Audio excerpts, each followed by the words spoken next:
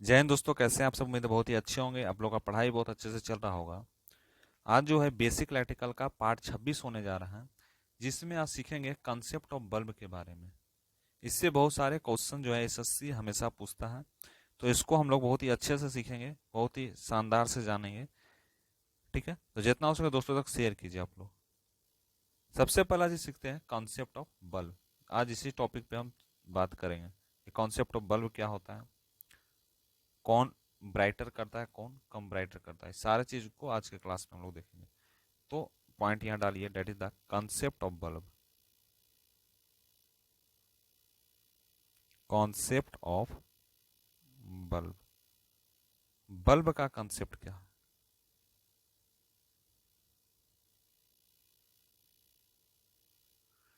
ठीक है, तो सबसे पहले समझिए कि बल्ब का मतलब क्या होता है।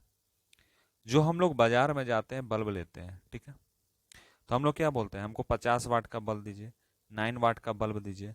ठीक है ना, आजकल एलईडी बल्ब भी लगने लगा है। थी जो सीएफएल बल्ब होता है, ठीक है, तो सीएफएल बल्ब का 9 वाट का दीजिए, 20 वाट का दीजिए, 30 वाट का दीजिए।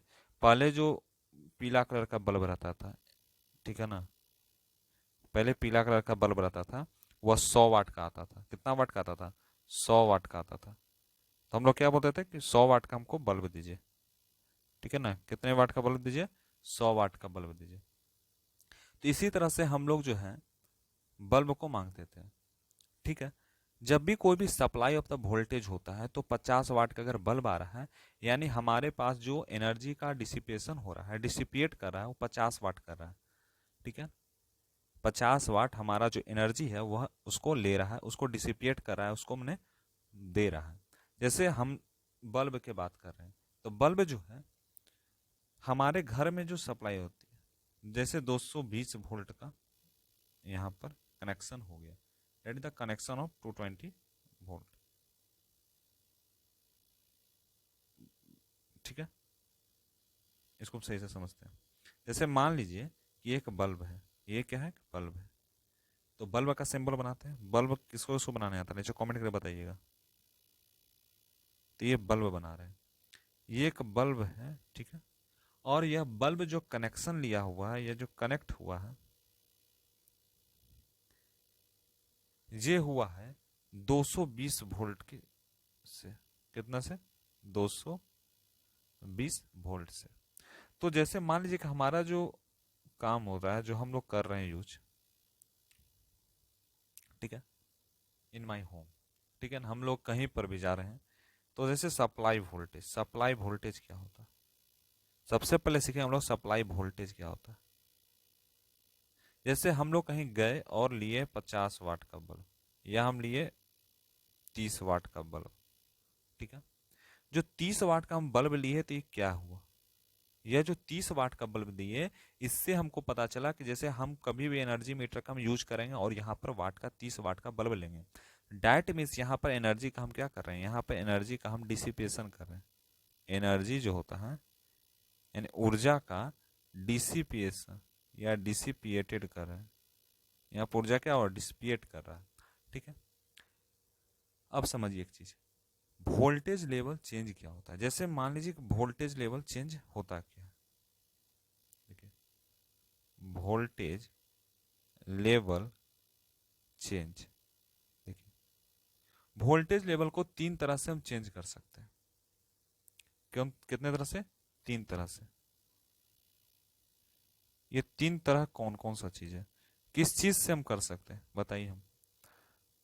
तो वोल्टेज लेवल को 3 तरह से, सबसे पहले करंट चेंज, यानी करंट जो है उसको चेंज करके, करंट को चेंज करके, ठीक है,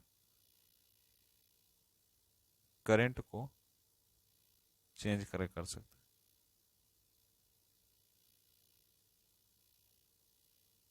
ठीक है,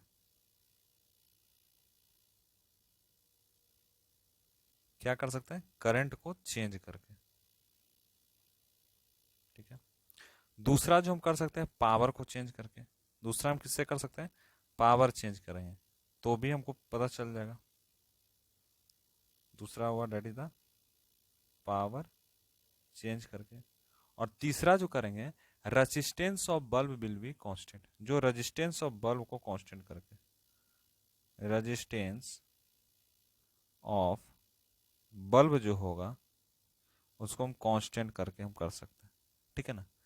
तो बोलता है तीन तरह से हम वोल्टेज को लेवल में ला सकते हैं। सबसे पहले करंट को चेंज कर सकते हैं, उसके बाद पावर को चेंज कर सकते हैं, और उसके बाद रेजिस्टेंस ऑफ बल्ब को हम क्या कर सकते हैं, कांस्टेंट में रख सकते हैं, कांस्टेंट रख सकते हैं। जैसे मान लीजिए बोलता क्या है, धीरे धीरे हम लोग सीखेंगे। सबसे पहला पॉइंट पहले लिखिए, पॉइंट क्या बोलता है, the bulb will glow, the bulb, the bulb will glow, bulb क्या करेगा, ग्लो करेगा, the bulb will glow, glow यानी चमकना, विथ किसके साथ,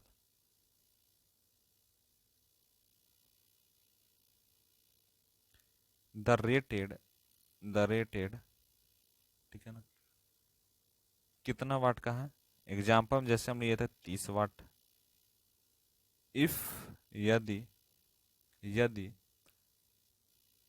and only, and only if you provided 220 volt supply to maintain,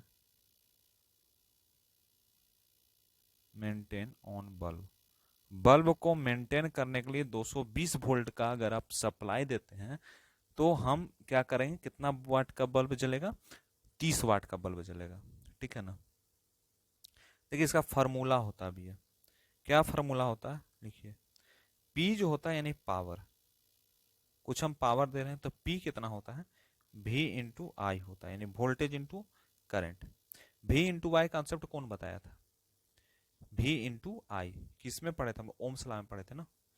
तो बराबर होता है V स्क्वायर आर का, और यही होता है आई स्क्वायर आर का, माने एक दूसरे के सारे लोग बराबर होते हैं। यहाँ पे एक दूसरे के सारे बराबर होते हैं। ये कॉन्सेप्ट जो आपका बोलता है, यह बताता है कंसेप्ट ऑफ बल्ब में, कि जब हम बल्ब को ग्लो करेंगे कि रेटेड, जैसे मान लीजिए 30 वाट के स्पीड से, वाट से, ठीक है ना, तो यदि इफ यू, मैंने यदि आप जो है 220 volt supply maintenance of the bulb, bulb को जलने के लिए 220 वोल्ट का सप्लाई दे रहे हैं, तो क्या बनेगा। देखिए यहाँ पर P जो है यानी पावर, पावर का फॉर्मूला क्या होता है, V इंटू आई बराबर, V इंटू आई भी लिख सकते हैं, या इसको हम लिख सकते हैं V स्क्वायर बाई आर, या लिख सकते हैं आई स्क्वायर आर, ठीक है। जैसे एक बल्ब को बनाइए, यहाँ पर, यहाँ पे एक बल्ब बनाइए, कैसा बल्ब बनेगा, यहाँ पर देखिए बना, एक बल्ब बना, और बल्ब जो है कनेक्शन दे देते हैं यहाँ पर,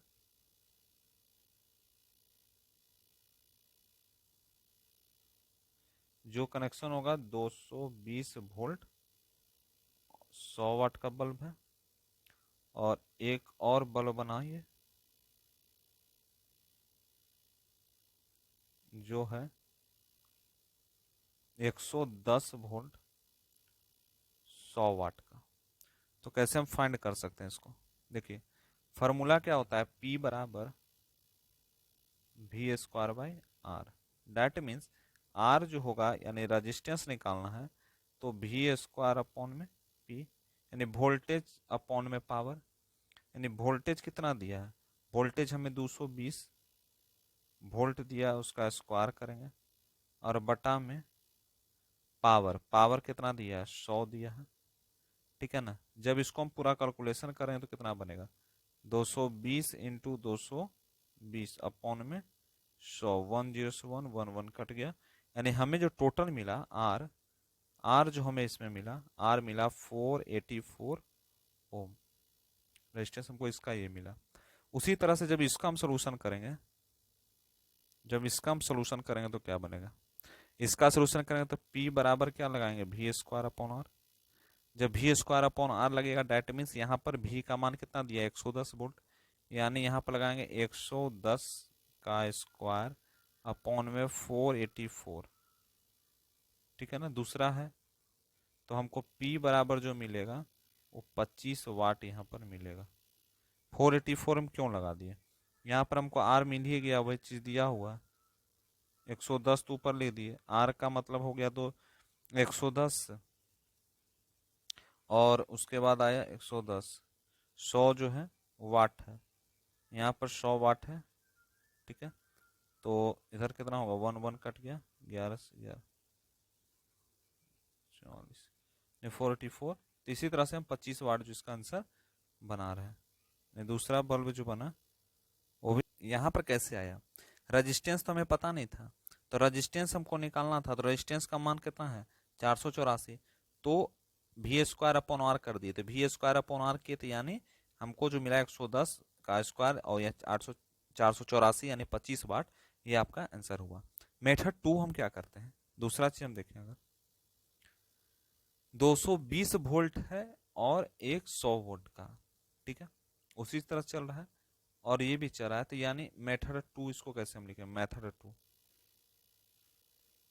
मेथड 2। तो मेथड 2 में कुछ नहीं करना है, रेजिस्टेंस विल बी कांस्टेंट, यहाँ पर रेजिस्टेंस क्या होगा, रेजिस्टेंस यहाँ पर कांस्टेंट होगा, रेजिस्टेंस क्या होगा, कांस्टेंट होगा। जैसे रेजिस्टेंस कांस्टेंट होगा यानी ये P जो है directly proportional to V square होगा।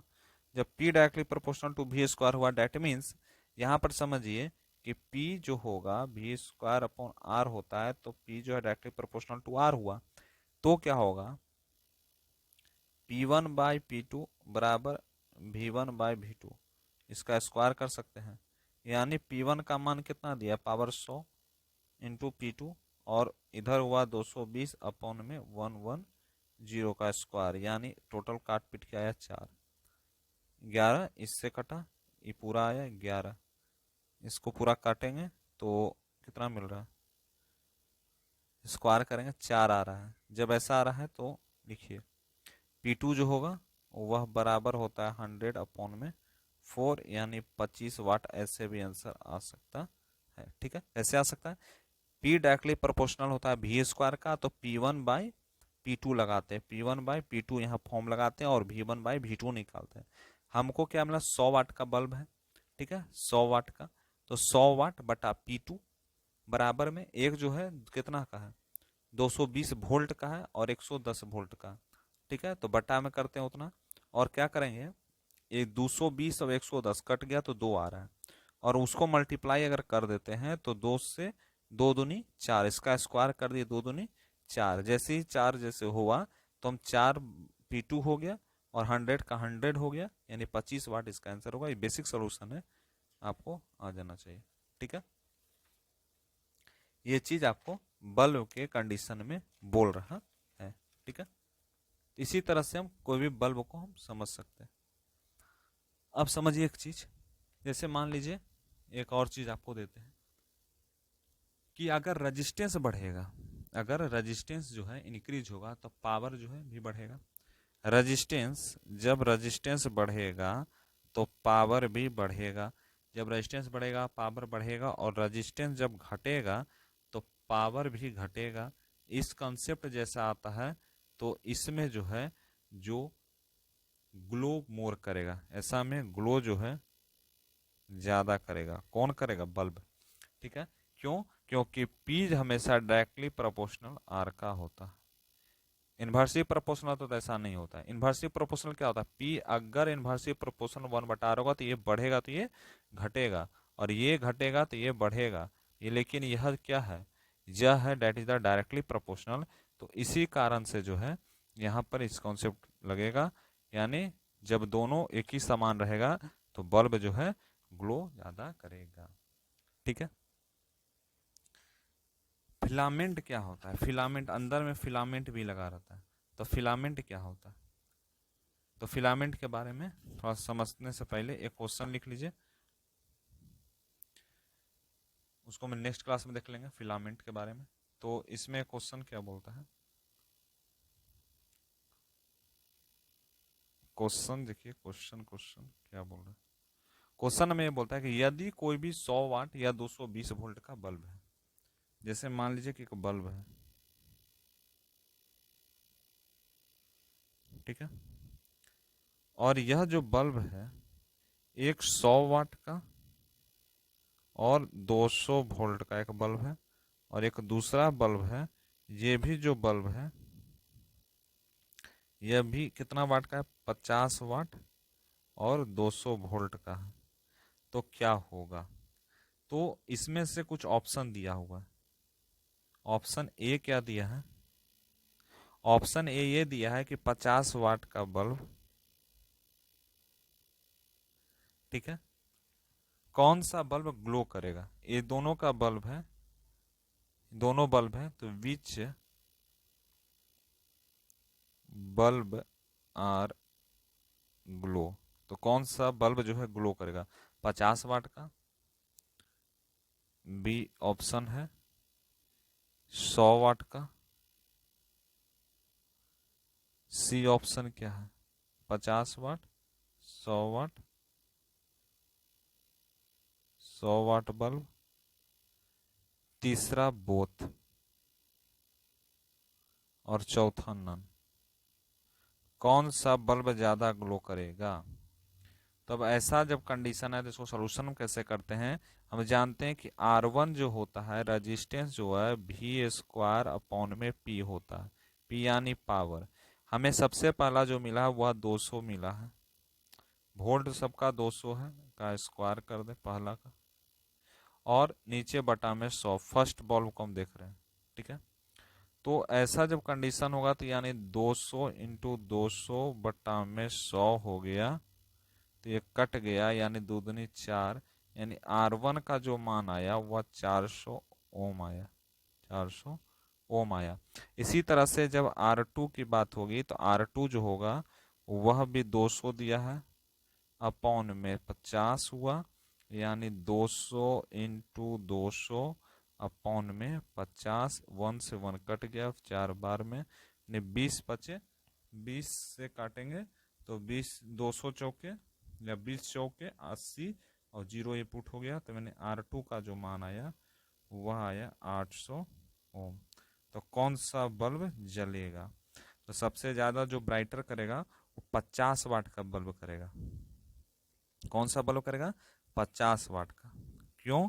क्योंकि यहाँ 800 ओम आ रहा है, यहाँ कितना ओम आ रहा है 400। तो सबसे ज्यादा ब्राइटर कौन करेगा? ब्राइटर जो सबसे ज्यादा करेगा वह करेगा आपका कौन सा बल्ब? वह करेगा 50 वाट का बल्ब, सबसे ज्यादा ब्राइट करेगा, यानी सबसे ज्यादा चमकेगा, ठीक है। तो कैसा लगा क्लास नीचे कमेंट करके जरूर बताइएगा। मिलते हैं क्लास में, थैंक यू।